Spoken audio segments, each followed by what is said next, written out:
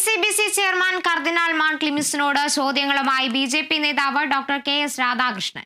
BJP ഭരിക്കുന്ന സംസ്ഥാനത്ത് criminal കുറ്റാരോപിതരായി തിരുവസ്ത്രധാരികൾ arrest ചെയ്യപ്പെട്ടാൽ മാത്രമാണോ തിരുവസ്ത്ര വിരുദ്ധി ഹനിക്കപ്പെടുന്നതെന്ന് KS രാധാകൃഷ്ണൻ പറയുന്നത്. ഫേസ്ബുക്കിലൂടെയാണ് പ്രതികരണം. വിവരങ്ങളുമായി KC ഉണ്ണികൃഷ്ണൻ ചേരുന്നുണ്ട്. ഉണ്ണികൃഷ്ണൻ, ഇത്തരത്തിൽ വിവാദങ്ങൾ കത്തി നിൽക്കുന്ന സമയത്താണ് ഇത്തരത്തിലൊരു പരാമർശം ഉണ്ടാകുന്നത്. എന്താണ് മറ്റു വിവരങ്ങൾ?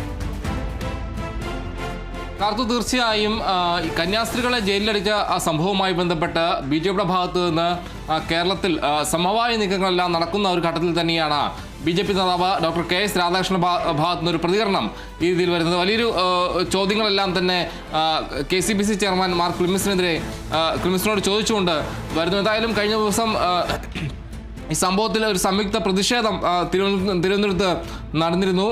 അതിൽ വലിയൊരു വിമർശനം BJPക്കെതിരെ മാർ ക്ലിമിസ് നടത്തുകയുണ്ടായി. അതിന് പിന്നാലെയാണ് ഈ ഡോക്ടർ KS രാധാകൃഷ്ണന്റെ പ്രതികരണം എന്നതും എടുത്തു പറയേണ്ട കാര്യം തന്നെയാണ്. എന്തായാലും ഫേസ്ബുക്കിലാണ് അദ്ദേഹം ചില ചോദ്യങ്ങൾ ഉന്നയിച്ചുകൊണ്ട് രംഗത്തെത്തിയിരിക്കുന്നത്.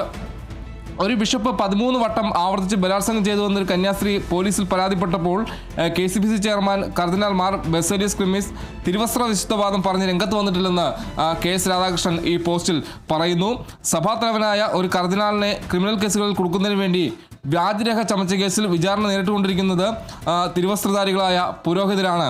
അന്നൊന്നും കർദിനാൾ ക്ലിമിസ് തിരുവസ്ത്ര വിശുദ്ധവാദം പറഞ്ഞ് വന്നിട്ടില്ല എന്ന് ഓർക്കണം. അതോടൊപ്പം തന്നെ BJP ഭരിക്കുന്ന സംസ്ഥാനത്ത് ക്രിമിനൽ കുറ്റാരോപിതരായി തിരുവസ്ത്രധാരികൾ അറസ്റ്റ് ചെയ്യപ്പെട്ടാൽ മാത്രമാണോ തിരുവസ്ത്ര വിശുദ്ധി ഖനിക്കപ്പെടുന്നതെന്നും ചോദിക്കുന്നു. കൂടാതെ ഈ വ്യഭിചാരവും കളവും ചതിയും നടത്തുന്നവരെ തിരുവസ്ത്ര വിശുദ്ധിയുടെ പേരിൽ കുറ്റവിമുക്തരാക്കാൻ കഴിയുമോ?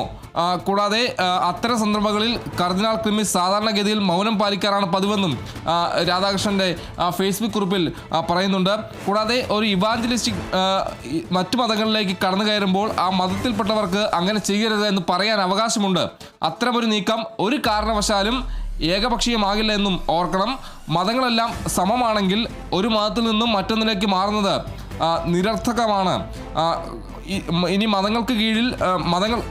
മതങ്ങൾക്ക് തമ്മിൽ മേൽത്തര കീഴ്ത്തര വ്യത്യാസമുണ്ടെന്ന് ഓരോരുത്തരും കരുതിയാൽ അത് മതസംഘർഷത്തിലെ അവസാനിക്കുകയുള്ളൂ.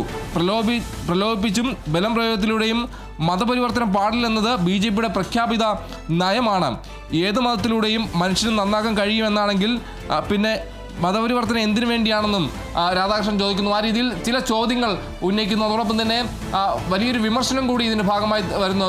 നിരവധി സംഭവങ്ങൾ ഉണ്ടായിട്ടും അന്നൊന്നും സംസാരിക്കാത്ത അല്ലെങ്കിൽ അന്നൊന്നും പ്രതികരിക്കാത്ത ക്ലിമിസ് ഇപ്പോൾ ഈ രീതിയിലുള്ള പ്രതികരണം നടത്തുന്നത് എന്തടിസ്ഥാനത്തിലാണെന്ന രീതിയിലുള്ള പരാമർശങ്ങളെല്ലാം തന്നെയാണ് ഡോക്ടർ KS രാധാകൃഷ്ണന്റെ ഭാഗത്തു നിന്ന് ഉണ്ടായിരിക്കുന്നത്. എന്തായാലും ഫേസ്ബുക്ക് ഗ്രൂപ്പിലാണ് ഈ ചോദ്യങ്ങൾ ഉന്നയിച്ചുകൊണ്ട് KS രാധാകൃഷ്ണൻ വന്നിരിക്കുന്നതെന്നതും എടുത്തു പറയേണ്ട കാര്യം തന്നെയാണ്. എന്തായാലും പരോക്ഷമായി അല്ലെങ്കിൽ BJPയുടെ ഒരു സമവായ നീക്കം സഭയ്ക്കിടയിൽ നടത്താൻ ശ്രമിക്കുന്നതിനിടെ തന്നെയാണ് ഈ രീതിയിൽ BJP നേതാവ് KS രാധാകൃഷ്ണന്റെ ഭാഗത്തു നിന്ന് മാർ ക്ലിമിസിനോട് ചോദ്യങ്ങൾ ചോദിച്ചും ക്ലിമിസിനെ വിമർശിച്ചും ഒരു ഫേസ്ബുക്ക് കുറിപ്പ് വന്നിരിക്കുന്നതെന്നതും എടുത്തു പറയേണ്ടതാണ്. കാർത്തു,